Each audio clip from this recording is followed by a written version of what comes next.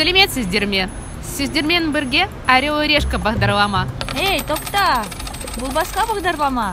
Құрметті көрушілер, сіздермен бірге Москва қазақша бағдарлама. Сіздер дайынсыздар ма? Ендеше бастайық. Бүгін біздің видеомызда біз Остоженко көшесі туралы айтамыз. Осы көше ең қымбат Мәскеудің көшелерінің бірі. Мен артынан Мәскеу мемлекеттік лингвистикалық университеті тұрады. Немен осы жер керекті, және неге біз жылымыз дәл осы жерден бастаймыз. Мәскеу мемлекеттік лингвистикалық университетінде сирек тілдерден сабақ береді. Мысалы, казак тілі. Қазір осы ғимаратта студенттер оқиды, бірақ бұрын Мәскеу губернаторы Петр Еропкин оны ие болды. Осында жүйесінде бал ақсүйектер үшін жасатын болды, кейде балда Пушкин болып тұрды. Әкелер мен балалар, және Муму деген шығармаларды кім білмейді? Осы үйде Тургеневтің анасы Варвара Петровна туды. Жазушы Мәскеуге келсе, жиі осында орналасты. Дәл осы үйде Муму әдебі төнді жазылған болатын. Осы себептен халық осы ойын Мумуның ойы атады.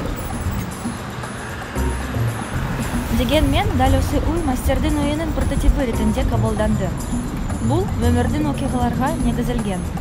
Бұрын осы үйде отопление нафағалар туды, және Булгаков оларға жиі қонаққа барды.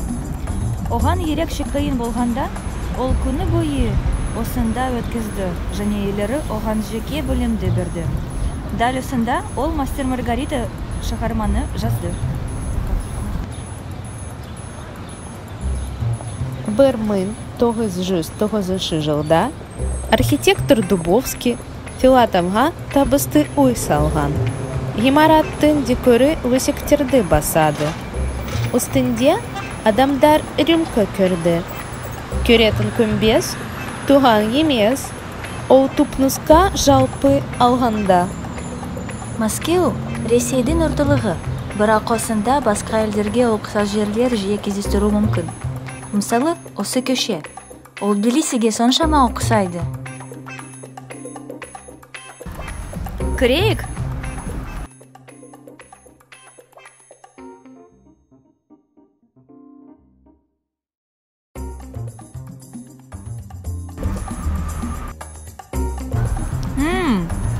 Шығыздамы? Егер сіз ескіліктен шаршасыңыз, мультимедиа арт-мұражайға барыңыздар. Осында ғажайып фотосурет көрмелері өтеді. Назар аударғаныңызға рахмет. Сау болыңыздар!